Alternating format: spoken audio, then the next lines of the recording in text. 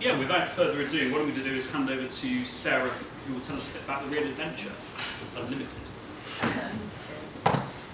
Thanks again, everybody, for coming this evening to the Real Adventure. Sorry again that James couldn't do the talk originally planned because he's not feeling very well at the moment, but hopefully we'll reschedule that in a couple of months or so. So my name's Sarah. I work at the Real Adventure as a UX specialist. So the Real Adventure, we're a CRM agency, so we focus on building relationships between clients and customers. So we run email programs, but also build websites, apps, do social and things like that. And some of our clients are Costa, Weetabix, Calgate, Aptopub, and Asda, some of them. There's about 90 of us here altogether working for the Real Adventure. If you've got anything, just give me a shout at some point in the evening. Hope you enjoy this chat.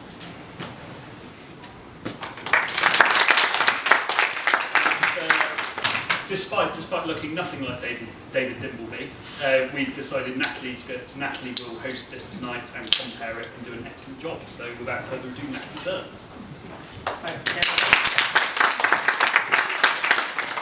Yeah, brave move. Thanks to all the panellists for stepping in at such short notice. I've got some slides from Adam. I'm not sure what order they're in, so we will skip on. Oh, yeah, apologies obviously for James Rees not turning up. We will reschedule that talk and we'll send obviously the meet-up invite out for that at a later date. Right, with arrows. Well done. Okay. Really, well, from your left to right, we've got Polly, who is the senior digital designer at United Students. And we've got Joe Leach, UX consultant freelance. Adam Babaji-Pycroft, who's UX director at Natural Interaction. Catherine Hegarty, who's the head of UX at Sequence. Gordon Plant, VP of BaseKit. And Amy McGuinness, UX consultant at CX Partners. So yeah, thanks guys for coming to sort this out. So we've got 6 topics this evening. Be about 10 minutes on each. Feel free to ask questions and hopefully one of our wonderful panel will answer them. So topic 1 is getting UX done. So it's working with stakeholders and clients and working with agile and lean methodologies. So I will kick off with a question to get you all started. How do you manage and produce holistically planned design in an agile process that involves stakeholders and clients? And can I pick Joe first? Only because we've actually done a little bit of work together and we have to work with some awkward stakeholders. I didn't ask for that question. So what was the question again? How do you do how do you UX manage in Agile, yeah. holistic UX in Agile with stakeholders in a complicated environment? Yes, basically, yeah. Well, my experience has shown you probably can't most of the time. So my experience is, let me give you a bit of background. I'm a freelancer, so I've done both stuff at agency and client side, as well as sort of working in a number of different environments. I think I've worked on some early days Agile projects when they were first introduced about, I'm sounding really old now, about 7 or 8 years ago. Certainly when UX was new to this stuff. And I think the biggest challenge I found was that obviously all organisations are used to a waterfall methodology, and actually UXers are nothing, well, we love our deliverables, I think is probably the best way to put it. So I think a lot of UX people, certainly I know that I struggle with it, was moving away from that deliverable world to being into a more of a lean world, which again is always equally harder if you are a freelancer or within an agency. So I think moving away from deliverables is the first and biggest challenge, because again, the biggest way that UXers have learned to manage stakeholders is with wireframes and other deliverables that give the organisation a view as to what they're getting for their money and for their investment. And in a particularly lean environment, deliverables aren't always the best way of doing it. So the experiences I've had is often running mini waterfalls or sprint zeros, which are a 6 to 8 week starting process to create some kind of deliverables, be those prototypes and things like that, to get stuff started before you go in. So that probably means it's not pure lean or agile, but it's a way of incorporating the best of waterfall into the world of being agile. That's a hard question. Sorry. Does anybody else want to help me out there? Sure. Any Any other points on being an agile? Please. Yeah, I think my experience is very much the same in that I've always been in-house, so I've worked really closely with devs pretty much my whole career, and I found that the way that they tend, in my experience, to try and work design into the agile process is by just having it before sprints. So we aren't necessarily actually worked into an agile process. We are expected more as time has gone on to just have that knowledge of how a sprint works, and some companies have done it better than others in the, you get the sort of, the prior knowledge of what's going to be in a sprint, so then you can plan your own sprints, but a lot of the time you don't tend to be worked into the agile process from an IT perspective. You're very much kind of left to your own devices within your in-house design team, and then especially if you've got an agency coming in to your in-house environment to then deliver something in particular, you've got another sort of level of how to work in that agile process. So a lot of the time in-house you kind of plug a gap in between, say, an agency delivering, say, a UX project for us. I'm using a recent example, I won't name names, but an agency delivering a UX project for us. Dev kind of time being booked in pre-advance. We've got tons of development back end and front end. A lot of the time the devs in-house tend to work back end, front end, and everything in between all the time. You kind of, as an in-house, you've got to kind of work within that time frame. So you've kind of, you're agile within a structure, which doesn't tend to actually really. You call it structure, which I think is always interesting, because I think I don't know if anybody else has experienced as well. Often other projects I've worked on where you work to 2 or 3 sprints ahead of the group as well, so you haven't got your own sprint schedule, which is different from everybody else's, which makes it doubly hard to manage everything, especially if you fall behind, because then everything's not ready for when the devs say, we're probably not in here. The devs fall behind because of you, so we can become quite a waterfall, sorts of mini waterfalls together. Is that, you picturing that in your head? Something? Yeah. I think the way the agile does come in, again, I'm thinking of a specific project that we delivered over the Christmas period in like 2 months. We did a website, a whole lot, in another language, in Chinese, great. Really simple stuff.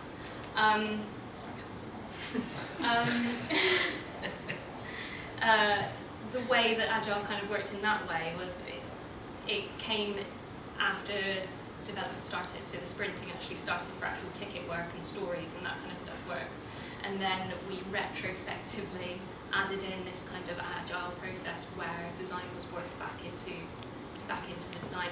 And from that learning process, I think sometimes, I can speak from my in-house experience, but it sometimes takes projects like that happening for who then plans, your roadmaps and stuff like that, to then know, well, actually, this is the way that it works better. So actually, why did we start development and design simultaneously, start working that way, and then you actually start that part of the process a lot earlier.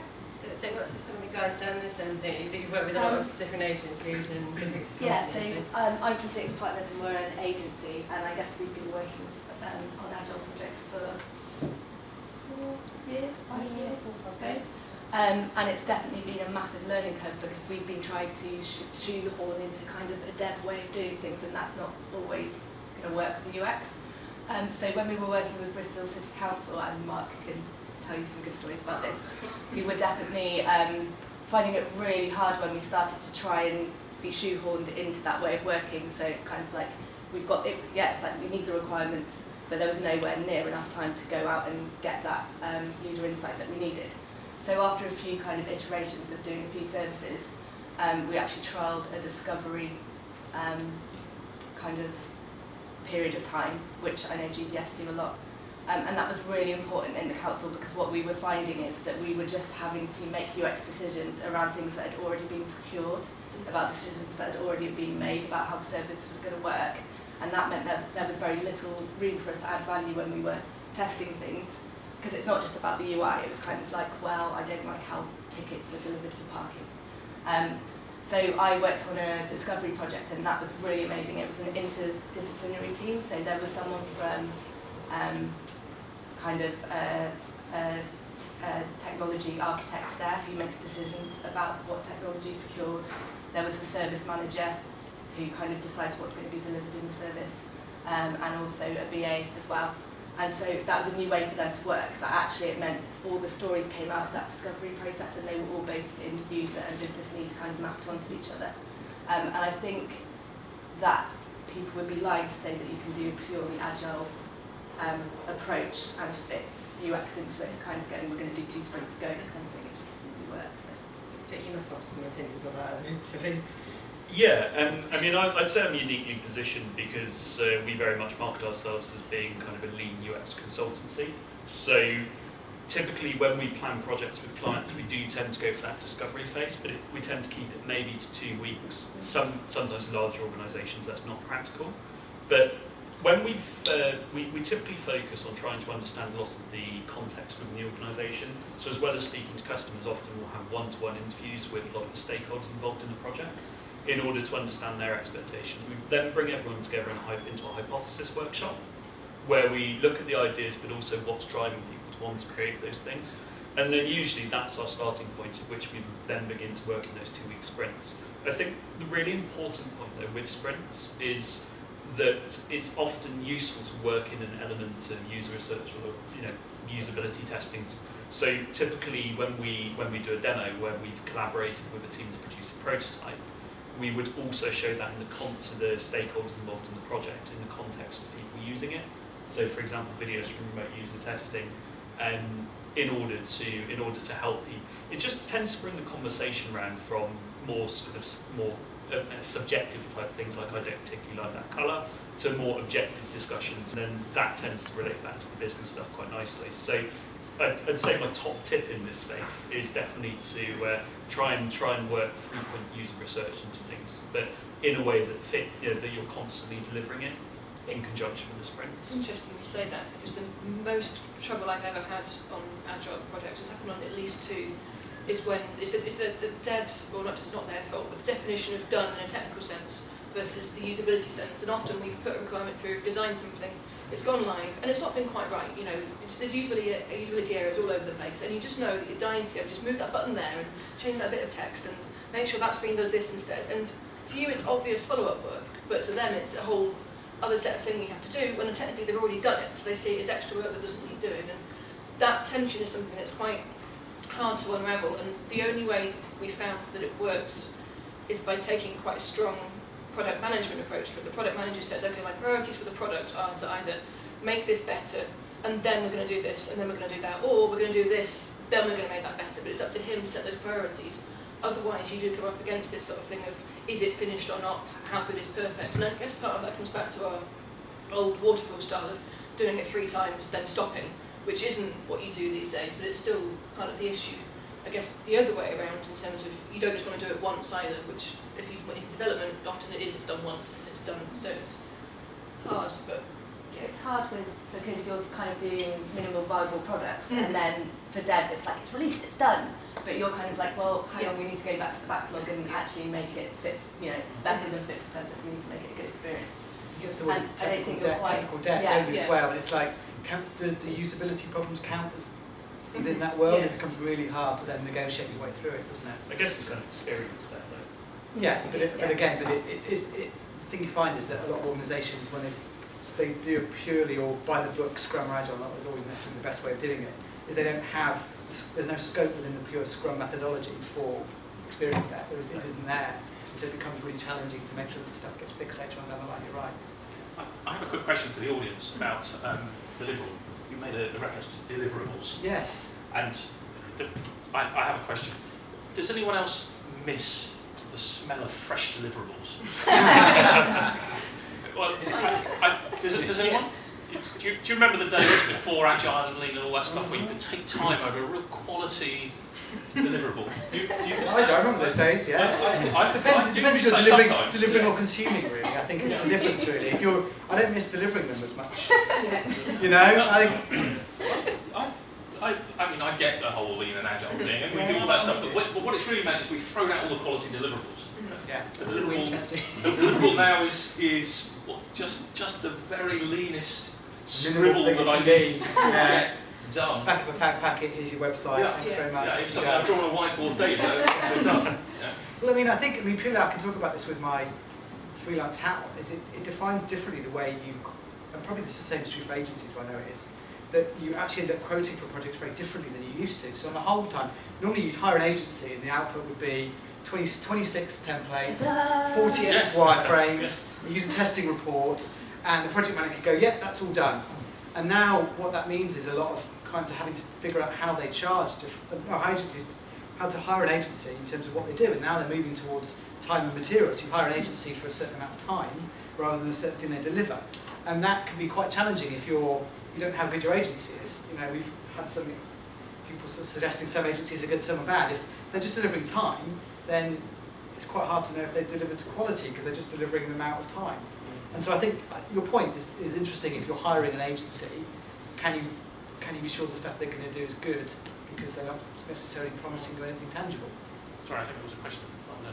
Yeah, there's more to add to the discussion actually. You were saying about this issue with not getting the design in the loop as part of the dev process. It was very much done up front and there was no time to come back.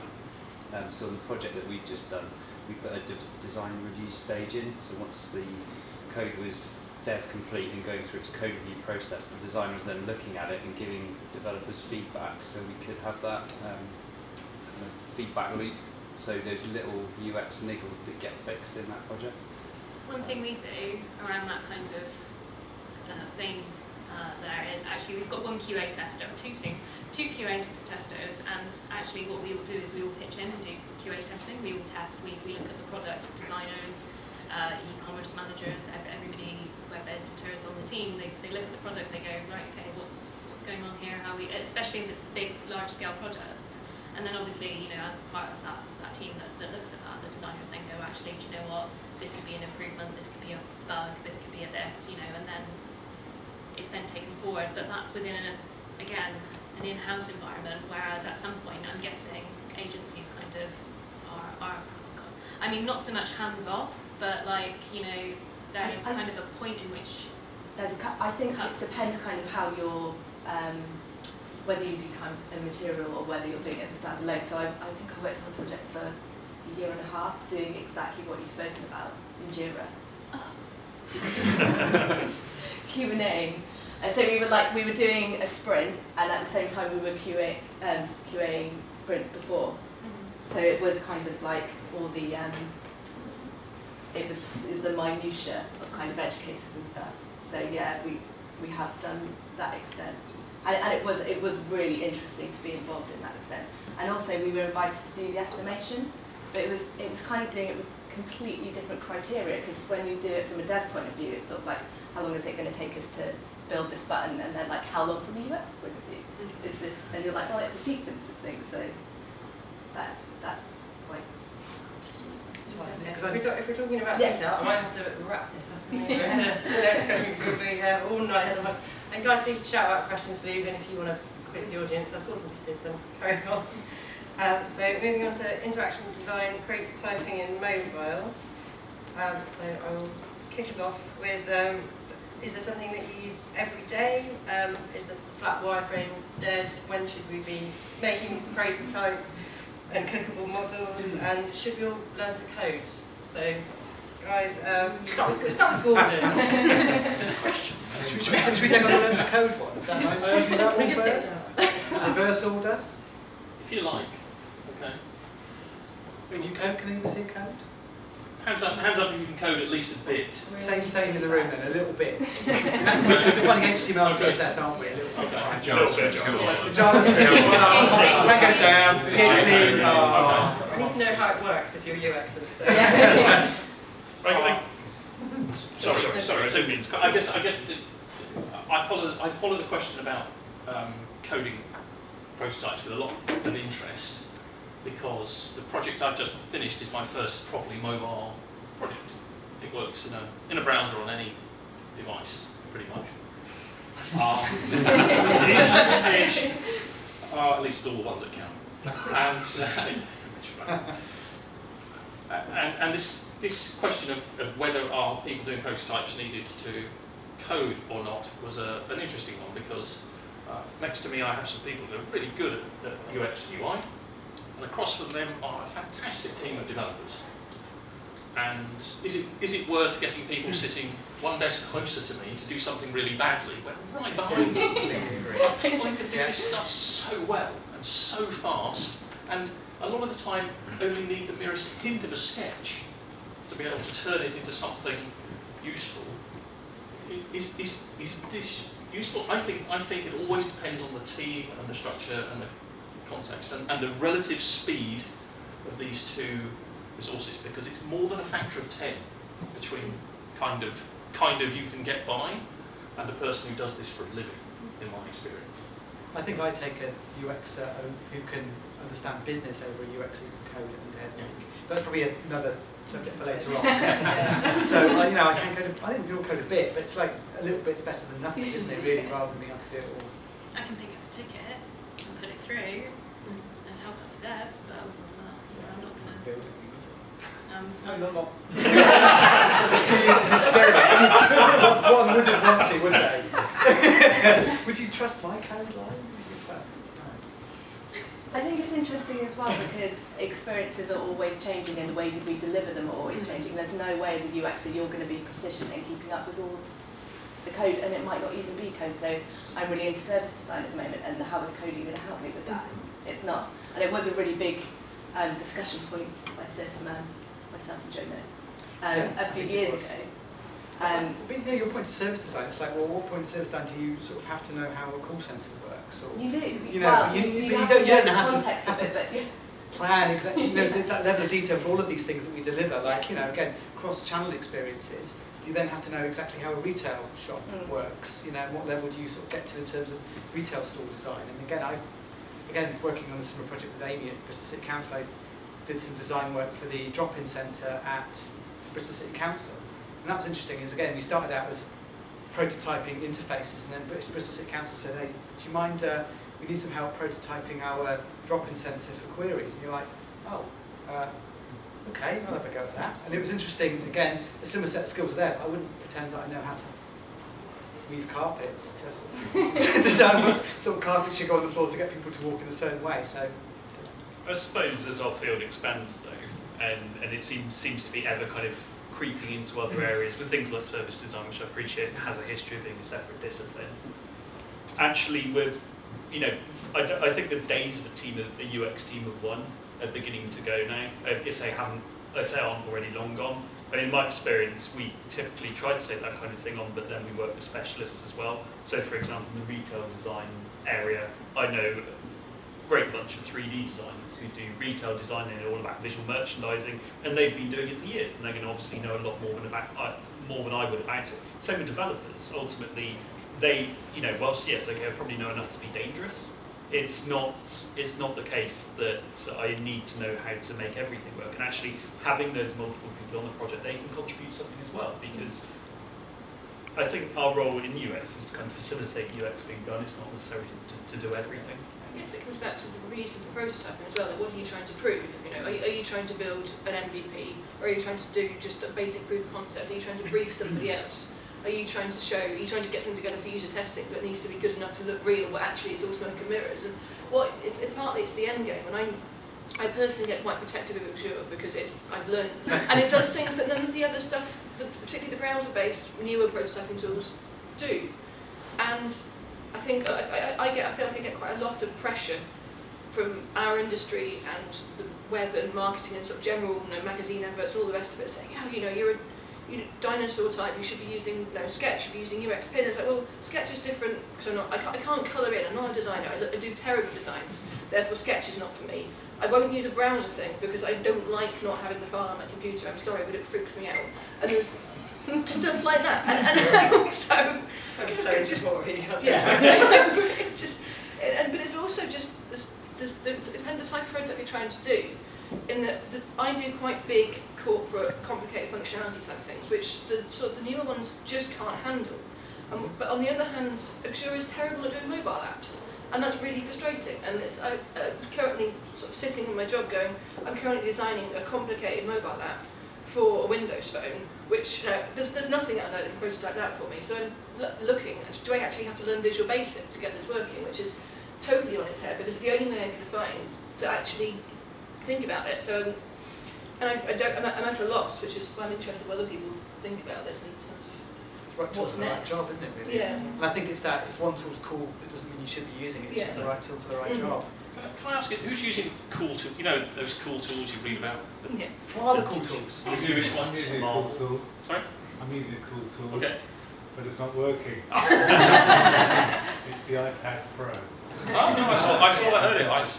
For some reason, it's the first time it's never worked. But I'm getting.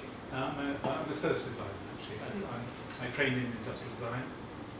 I don't know quite a lot of the terminology you use, but I do know a lot about prototyping. And one of the things I'm really interested in is when you zoom out from digital interfaces and you zoom into the people interfaces, then actually what you're prototyping is interactions, but your one-to-one interactions or group interactions. It's behavioural stuff.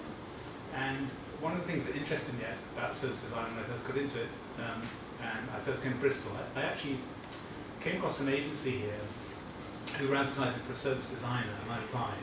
So I just arrived, it's 2007. And I went along to see what they did, and what they do is that they observe human interactions going on in a retail environment. And they do that using a bunch of actors. And they take notes, and they observe, and they listen. And then what they do is that they recreate enough of the environment, the context of that interaction took place, for the staff to recognise it. And then they play back those interactions using the actors who observed and made notes. And then they basically find opportunities to improve the customer experience. And then they use actors to make that change. And what's interesting about that is, for me, that was fascinating because I'd never ever come across a company who were actually prototyping human interactions. And this company is based in Colston Street. You remember when they had that fire in Colston Street, and I think their building was affected. But the other thing that interests me at the moment is working with non-designers to prototype. So this is about building, failing, testing, learning. The way designers learn is to build and test and then iterate. So that whole cycle of, I know there's lots of terms around this you use which aren't overly familiar to me, but I think essentially we're all on the same page in a sense. We're building something, we're learning about it, we're testing it, we're iterating it, we're improving it. But I think the thing I haven't heard in this conversation so far is to do with fidelity. Fidelity really interests me because actually, if you give somebody a prototype that's on too high a level of fidelity, they actually don't feel as though they can become involved. But when it's really low and it's kind of a bit of card or a bit of sketch or a sketch with a little bit of movement to it or a little movie made in sketch or whatever it takes to actually demonstrate the idea, because it's low fidelity, people can get involved in the design. And I think that involvement to me is interesting because quite often as designers we think we own design. But in fact, the people who actually are specialists are sometimes the users and sometimes the people who are actually our clients. And getting them involved in the prototyping is a really good way of engaging them in the design process. Funny you should say about creating physical things. Mini plug for Design Stuff Bristol. The first talk that was done at Design Stuff Bristol, which we organised, one of them was a guy called Anthony Mann who runs an agency in London called Make Us Proud. And one of the things that he has done is something, I think he's coined it thinking in action, E-N action or something like that. And what he does with his clients actually is he goes through the whole process of getting to know the product, and what he does is cut out pieces of cards, with holes, to make a slide or menu, and he gets people to interact with these pieces of card, and he gets them to physically press buttons that are sketches within on paper, and what he found videoing those things, rather than making a prototype in Axure and making this digital piece of collateral and then sending those off and getting people to interact with that, by just getting people to come and touch pieces of paper and move pieces of paper around, he's found subtle things to change and kind of there's a tactileness to it. I mean, the talk is on the Design Stuff Bristol website. If you want to go watch the whole thing, it's actually really terribly interesting, and That's it. Yeah. it's about 20 minutes. I'm going to skip you on because you're going over 10 minutes, but I'm going to be really naughty and reorder your slides slightly. I think question 4, potentially, with the psychology and research usability, would be good. I'm not going to get asked anything. Does anyone have something to do with research usability and how we combine psychology as in actual user testing and, you know, just data, straight data? If anyone's got anything to ask these guys about that. This guy wrote a book on psychology for design. He should probably Sure. try, you know. It's good. No more adult questions, but talk about psychology. Well, we could talk about conversion rate optimization. I mean, I haven't had like an intelligent There we go. UX discussion. If you can combine that with something like guerrilla testing and get it started that way. That's the best I can do. But do you think, well, turning that around, do you think there's a, because conversion rate optimization, everybody's familiar with the term, where, getting as many people through a checkout process as possible. Often, do you find that there are two competing ways of doing it? There's the experts, who are the conversion rate optimizers, and the UXers, who sort of use research to, and what people think, to solve basically the same problem. Two very different schools of thought, one where suits, one where trainers, which, which in your experiences, I know the question of depth, which in your experiences has the most results? I guess it depends what, if you're talking purely in terms of conversion rate optimization, then I guess the guys in the suits might have it. However, if you look at the larger holistic picture of the organisation, you might get a load of people to buy the product, but they might not be satisfied, it might not be right for them. And actually, if you take more of the almost white hat user experience type approach, you're going through and you can still improve conversion. I mean, I've done some projects that improve conversion by 200% in some places. And at the same time, I wasn't taking that kind of pure CRO type approach. I was taking more of a user-driven. But we do obviously need to balance business and user needs. I guess my perspective is, if you're designing an e-commerce website and it's not easy for someone to buy something, then you are doing it wrong. That's the first and foremost thing. There's nothing wrong with on a shop that's designed to make money from trying to sell things to consumers. That's what it's there for. That's probably what they want to do. That's why they're there. So that's a kind of thing, to make it. Yeah, that's just a good thing for everybody. I want to shop. You want to sell me things. Brilliant.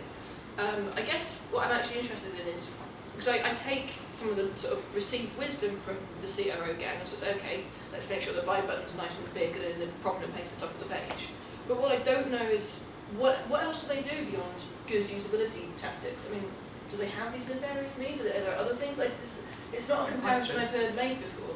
Because I think it comes back to the psychology side of it, because there's often this point where there's a lot of this kind of, I wouldn't say dark, that's not necessarily fair, but this sort of this persuasion, nudge, the kind of sort of weirdly, I don't say unethical, but there's that line of ethics that we tend to sit on. UXers, I know, tend to sort of sit further back on that line, away from that line than CRO people, and that's not, I'm sorry if there's any CRO people in the audience. I don't mean that in any way to shape how we talk about that, but I've seen that in terms of any times I've worked alongside CRO people, and they're often a little bit more keen to try some of the more darker sides of things than the UX people are, but again, that's my experiences of working with it. What do you guys, any CROs in the audience? You've asked a question. It comes up because people come up to us and like, oh, do you know what conversion rate optimization, which is basically, wow. Anybody here want to describe who does it? Well, I was just going to finish. I mean, people come up to us and like, oh, well, you're UX, you're the closest thing to CRO that we have, so sort it out. You should be doing the same. It's the same thing, exactly. I mean, all CRO tends to be is a lot of techniques and tricks that have come from varying sources, either research that's been done before, experience of that CRO person and stuff that's done before. So often UX builds a lot of the checklist that CRO people use. So again, the majority of my experience as a UX over the years has been in e-commerce. So I work with people like Appliances Online who, have won a lot of awards in terms of their e-commerce journey. They have people specifically called CRO and they have people specifically called UX in the organisation. There's a big overlap between what they do as well as people like eBay and a variety of other online stores. And from what I've always seen, it's the same sets of results you get from both, but there's a different way of getting to it from either way, I'd say. So psychology background, but it sounds like the CRO and the UX comparison is almost like a qualitative and quantitative psychologist, right? So CRO is all about getting results and measuring that percentage. UX qualitative psychologists are all about getting insight. So is that a fair comparison? Is that because it worked in psychology in academia? That's how they work together. I guess that quantitative point, I know a lot of CRO people would tend to use multivariate testing, and they might put several versions up, and actually one might be poorer from a usability perspective, and maybe from a transparency perspective, but then convert better, because perhaps, and sometimes the products can be quite scary if you know how they actually work. So depending on how things are displayed, that can influence whether people buy it or not, and actually then it goes back to, am I, just by focusing on the conversion rate as the only metric? Yes, you're helping further the business goals, but are you making sure What's you the make the right cause? decisions? Yeah. You don't know what the cause is. Exactly Yeah, right. sometimes So you don't. often with it, the numbers will tell you what's happening, but they don't tell you why it's happening. So a good, the two together is always the best way. But again, back to my point earlier on about what's a more useful skill, being able to code or being able to, understand business. I think the CRO people understand really how business works far better than the majority of UXs. They get business and how business works and operates, and can talk business language much better than most UXs can. So again, if any of you want to further your UX career, the stuff that's worked better for me is learning how business works, and I've learned a lot from working alongside CRO people. It's persuasion, isn't it? Actually, ultimately. It is, but persuasion makes it sound ethically a little odd, and that's why I don't necessarily like that term. I think Catherine's point about making it as easy to use as possible is the ultimate what I'm aim for saying is, everybody. from their point of view, it's Persuasion. I see. persuasive. They're very persuasive, and they're very good at This putting is actually about which door you look through, isn't it? It's about value. It's Yeah. about the value to the Value is a customer. very good value is actually a very good framework of thinking. It's Yeah. always about value. So value through a different door looks differently. We, the designers, we represent the user. You must have looked at So lots we of look your- at value differently. Yeah, Your yeah. work. We do tons. Like, so before I was at Unite, I was at confused.com. So obviously, Enjoy that. No, it's good. That's good. No, it's a dark art. Yeah. So yeah, I mean, both products where really what we want to do is not just sell the product 1 year, and we want people to come back and buy the product the next year. And when confused, with insurance, you have to buy it the next year, and you want to be the most attractive supplier of these very complex products. And oh goodness gracious, the things that I was asked to do in those quote processes, you would cry to your pillows. The relationship is very tenuous, isn't it, between customer and business? Yeah, very And much so. ultimately, with so many digital things around, all you need is for another digital product to come along that's better, that does the job you want to do better. And you ditch. You have no compulsion. You just ditch the product you've been working with for years, and you go on to that new product, because actually, it does what you want to do better. And that's the problem business faces is differentiation. And if everybody's easy to use, it becomes quite an impossible differentiator. I think that's the biggest challenge with a lot of Cuddly toys. cuddly toys. Yeah. Cuddly toys. Cut you guys short, I'm afraid. Opera I'd be singers. devil's advocate and go, it's all kind of marketing, isn't it? And that's all. Yes, well done, Andy. It's all always been kind of marketing. You're persuasion. absolutely So right. Yeah. just on that topic, do you want a career in it? Has anyone got any questions about how to get into UX? Whether you want to do freelance or what to do with your portfolio or? Yeah. Yeah. Yep. Go for it. I have no experience of UX directly. I'm a graphic designer and illustrator. But I'm really interested in UX, and it's something that I'd quite like to take on as my next career move, really. So any advice on, say, courses, books to read, people to speak to, anything would be really valuable to me. So when I wanted to get into UX, it was a long time ago. I bought a book by Kiana Vasi. I don't know if anyone's familiar with it. I may not be pronouncing it right, but basically that book described What's it called? What's the book called? observing the user experience. Right. Okay. Anyone know it? Yeah. Great. It's at the time it was the definitive kind of here is every single kind of what was then usability is now UX test you can do. And I built my whole business for £26.95. It was the best money I ever spent. And he's doing all right. It didn't turn out too bad. I think it is a bit different now. That was a while ago. So you might have to buy a couple of books. Sorry. Observing the user experience. It's out in a newer edition. But that was kind of a definitive list of all of the basic types of methods and detailed descriptions of how to do them, because so many books give you this top level kind of view. They don't tell you how to organise everything and how to get people in and out of the room and prepare people and all of that kind of detaily stuff that you don't know when you've never done it before. And I think it's worth defining. This is the worst thing you can ever do on the panelist. Defining what UX is. I'm going to try. It's three things. It is user research. It's strategy, deciding, making choices, planning, whatever you want to call it, and then it's design. And it's really understanding from your point of view which one of those three you want to do more of. You're already doing the design bit, and you're really probably very good at it. You should be if you're doing what you're doing now. It's where you want to stretch that UX into. If you want to get into research, then that book sounds like it's great. Research doesn't suit everybody. And it's worth understanding that generally the biggest input you've got for a UX project is the research element of it. So if you want to get good at what you do, then research is really important for you to understand, to conduct, and to do. That doesn't mean where you want to be where you want to be, but you need to get the research background to kind of get to the point where you're doing it better. I'd echo that completely. So I know people that have joined us at the agency, and I started as a junior as well. And when we start, we just do loads and loads and loads of research, because you can't get to the strategy point without knowing about user behaviour. And so go and ask to shadow research and go and see people taking notes and watch it happening, because that just kind of explains everything for you as soon as you start seeing that stuff. I also came from a graphics kind of background, so it's good if you, like within UX, there's often people from loads of different backgrounds, which is what makes it so interesting. So psychologists, people from like geography, loads of different biology. But I think the one key thing, which is what we always say when we're looking for people, is curiosity is the key thing.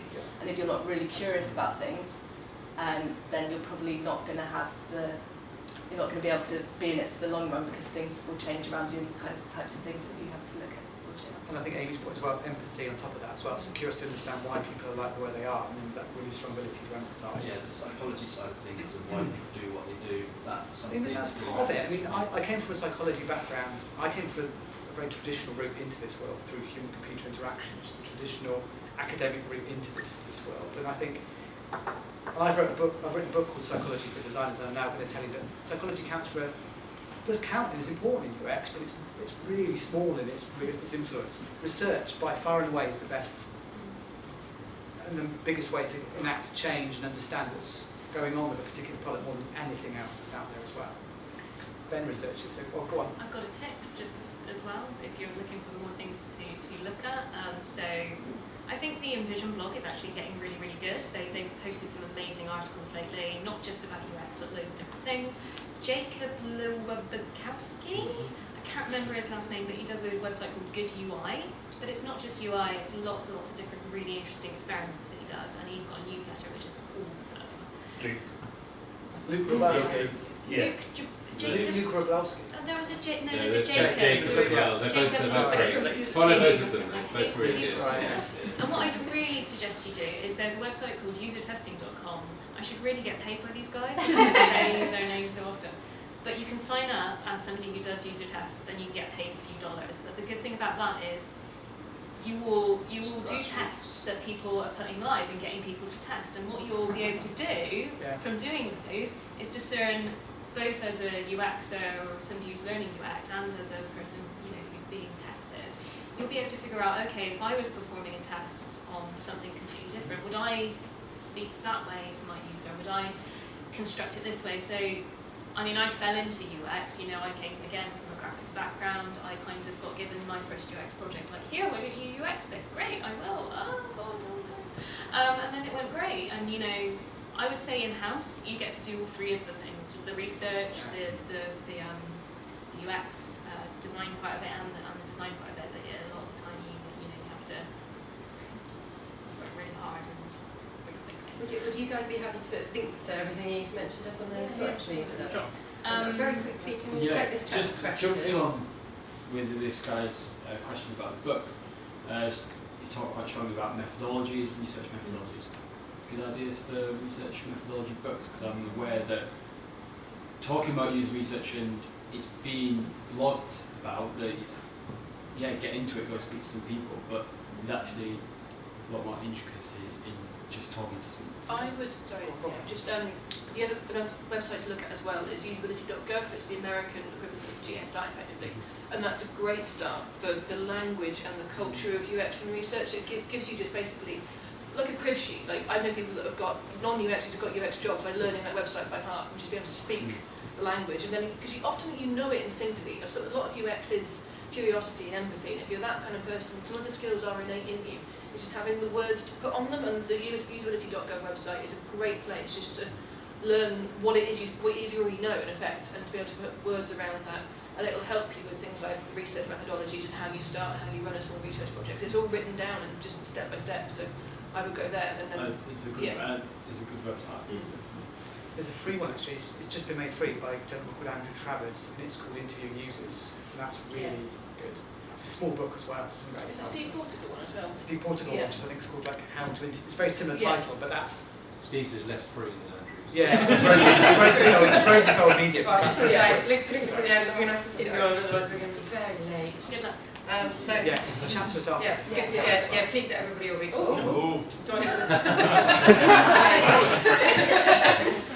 Right, what are we on? It's actually Immediate it's brighter now, isn't it? So artificial intelligence and the Internet of Things and just emerging technology. Has anyone got any questions about that? Might have some answers. But what interests me about the Internet of Things actually is because, in a sense, because I came from industrial design, my background is actually to do with a blur between technology and physical sort of interaction. So even as an industrial designer, and this is probably 15 years ago now, I designed things for the future. So these are things that didn't really exist.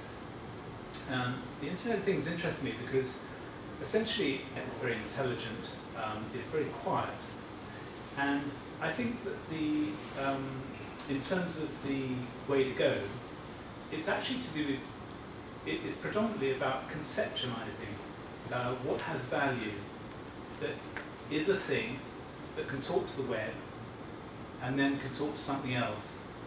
And I think that whole area fascinates me because ultimately I think a lot of designers who start off in industrial design go into things like UX in their career because actually that blur has been around for some time.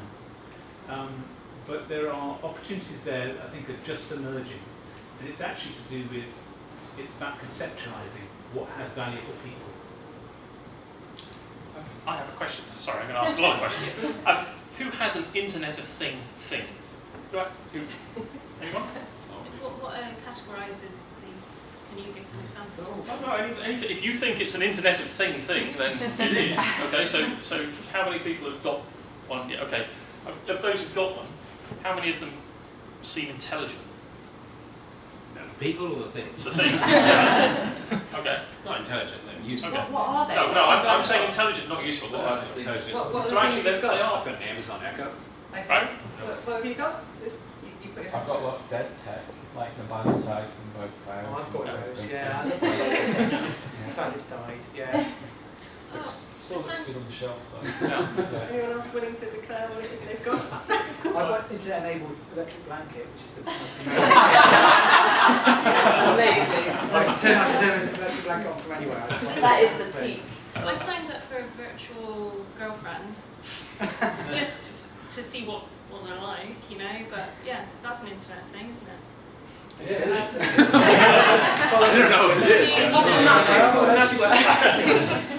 It was interesting. I mean, you know, kind of a little bit off topic, but yeah, they crowdsource people to send texts back to you to pretend to be your boyfriend/girlfriend if you want to do this thing, and you know, I was curious and I wanted to know what it's like. But if you zoom out on the Internet of Things to a city scale, it gets really quite interesting. Because there are now. Because there's the Bristol thing, isn't there? Because has anybody here heard of the Bristol mobile city stuff? Is anybody here working on it or know anything about that? Because that's clever, isn't it? The operating system there's on top of the city. a product I came across a couple of weeks ago, which is basically on a city scale. It's been embedded in an infrastructure essentially, but it's basically got sensors on it, maybe 5 different sensors. So these sensors measure things in the environment, and they then interact with the web and tell people who are actually interested in those things what is happening. And what's interesting about that is it then creates a sort of information overlay to a city on a city scale, and it's about what value that delivers. And I think for me, that's not the Bristol one. Is it the Bristol one you're talking about? Or? No, it's not. But it may be implemented in Bristol. It's actually available. You can buy these things because they're now. It's interesting because if you talk about smart cities, I think Bristol City Council are doing some really lovely things in that with Connecting Bristol, which is the Bristol agency in the University of Bristol, and building an operating system on, because they bought a lot of the empty ducts for fibre cable in Bristol, and they paid fibre cable across central Bristol, and they're doing a lot of that stuff now. Actually, that's actually this is an interesting topic. Yeah. Because phones are arguably a transitional technology, going from physical world back to a physical world, and we've got some odd screen device in the middle. So this is a question around the future of UX as well. Yeah, I was just going to talk. And I'd be intrigued to know how you feel UX fits with AI, IoT, and emerging tech. So we did a project a few years ago. So what I find fascinating about this, I used to work at Watershed and know all about this stuff. Did someone say that they worked at Pervasive Media Studio? So I used to hang around there a lot, and the Internet of Things has been around for a long time now, but we're only actually seeing the kind of commercial stuff coming out in the last few years that people are using, like Nest and stuff. And